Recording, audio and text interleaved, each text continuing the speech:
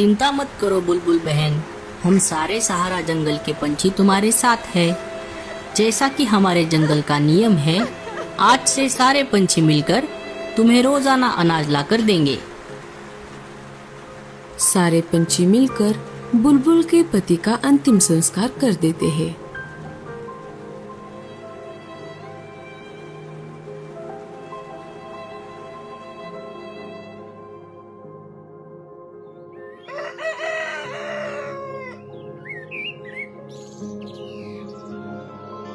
दूसरे दिन से सारे पंछी मिलकर जितना हो सके उतना अनाज बुलबुल चिड़िया को लाकर देने लगे। ये लो बुलबुल, मैंने तुम्हारे लिए ये ताजा ताजा अमृत लाया है। तुम और सोनू इसे खा लेना और जब भी तुम्हें किसी चीज की जरूरत पड़े मुझे बुला लेना। अरे मीनू मौसी, आपने क्यों तकलीफ उठाई? आप रहने देती। मैं बूढ़ी जरूर हूँ, लेकिन अभी भी मेरे पंखों में बहुत ताकत है। मैं जानती हूँ अकेले रहने का दुख।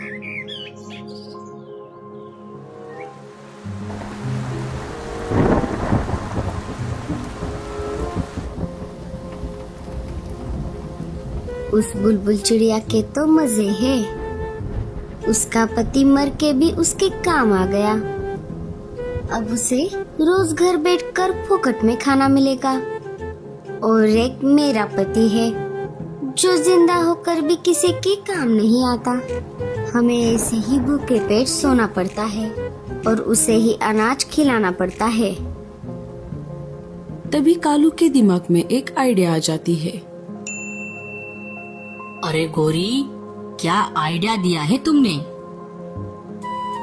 अब इस खाली दिमाग में कौन सी खिचड़ी पक रही है?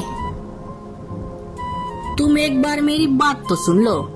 मैं एक काम करता हूँ, मैं मरने का और तुम रोने का नाटक करो। जैसे ही जंगल में ये बात फैल जाएगी कि मैं मर गया हूँ, तो सारे पंछी मिलकर हमें भी अनाज ला कर देंगे।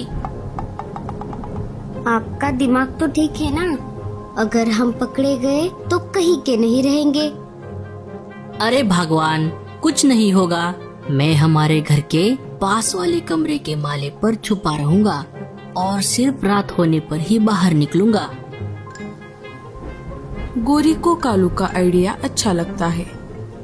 ठीक है, फिर मर जाओ जल्दी से। क्या क्या कहा तुमने? अरे अरे, मेरा मतलब है मरने का नाटक करो।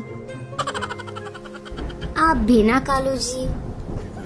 फिर क्या था, गोरी जोर जोर से रोने लगती है। सारे पंछी जमा होने लगते हैं।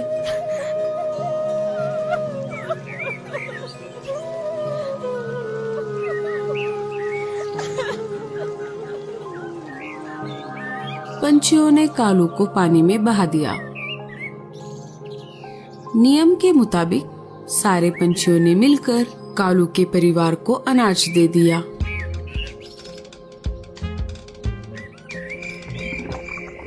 रात होते ही कालू कौवा चुपके से अपने घर आ जाता है।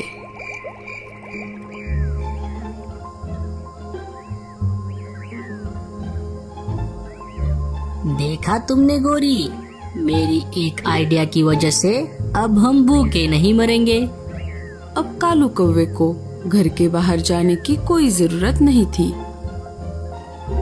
वो घर के दूसरे कमरे के माले पर बैठकर पेट भर अनाज खाकर घोड़े बेचकर सो जाता। 2-4 दिन ऐसे ही चलता रहा और फिर एक दिन, आज अचानक मेरा पेट क्यों गुड़गुड़ कर रहा है? अरे गोरी, लगता है आज मैंने कुछ ज्यादा ही खा लिया। मेरा पेट गुड़गुड़ कर रहा है। मुझे जल्दी से टॉयलेट जाना पड़ेगा। छी छी छी, जल्दी से बाहर जाओ, नहीं तो आप पूरा घोंसला खराब कर दोगे। मैंने आपको पहले ही कहा था, घर में एक शौचालय बनवा दीजिए। अगर आपको बाहर किसी ने देख लिया तो गड़बड़ हो जाएगी। वो सब हम बाद में सोचेंगे, पहले मुझे जाने दो।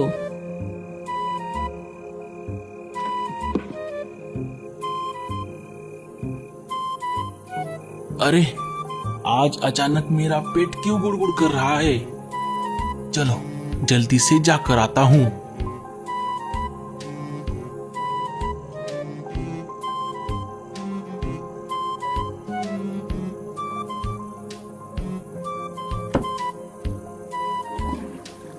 अरे इस वक्त कौन गया होगा अंदर? अब तो मैं आवाज भी नहीं दे सकता। ये बाहर आ गया तो मुझे देख लेगा। इसके बाहर आने तक मैं कहीं पर छुप जाता हूँ।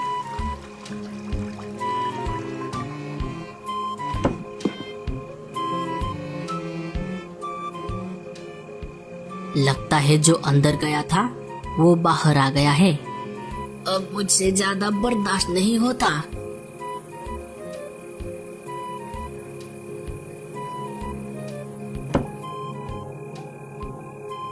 अरे ये क्या? मेरा पेट और गुड़गुड़ कर रहा है। लगता है मुझे फिर से जाना पड़ेगा।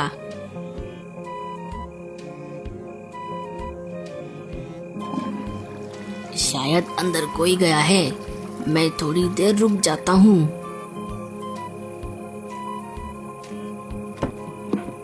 जैसे ही उल्लू ने कालू को देखा वो बहुत डर जाता है। भूत! उल्लू सीधा राजा जी के पास आ जाता है और उन्हें सारी बात बता देता है। तुम इतना दावे के साथ कैसे कह सकते हो कि कालू जिंदा है और वो हम सबको फंसा रहा है? राजा जी, जब कालू टॉयलेट से बाहर आया था तब मैं पहले तो उसे देखकर बहुत डर गया था, लेकिन जब मैंने उसकी जमीन पर परछाई देखी मैं समझ गया कि वो जिंदा है और नाटक कर रहा है। मैंने डरने का झूठा नाटक किया और सीधा आपके पास चला आया। अगर ऐसी बात है तो हम अभी कालू के घर चलते हैं और उसके घर की छानबीन करते हैं। राजा जी, उनके सिपाही और उल्लू मिलकर सीधा कालू कौवे के घर के पास आ जाते हैं। उल्लू घर का दरवाजा खटखटाता है। गोरी दरवाजा खोल देती है। सिपाही अंदर जाकर छानबीन करते हैं। उन्हें कालू कौवा घर के दूसरे कमरे के माले पर छुपा हुआ मिल जाता है। सिपाही कालू को लेकर बाहर आ जाते हैं। राजा जी कालू की एक नहीं सुनते और उसे जेल में डाल देते हैं। दूसरे दिन रात के समय चलो सोने से पहले मैं जरा पेट खाली कर कर आती हूँ। जैसे ही मीनू मौसी टॉयलेट के पास पहुंच जाती है, बुलबुल का पति जेंट्स टॉयलेट से बाहर आ जाता है। भूत! अरे बाप रे, ये मीनू मौसी कहाँ से आ गई? लगता है कालू के जैसे मेरा भी भांडा एक दिन फूट जाएगा। तो दोस्तों, कैसी लगी आपको हमारी ये कहानी? हमें कमेंट्स में जरूर बताना और स्टोरी अच्छी लगे तो लाइक और शेयर जरूर कर देना।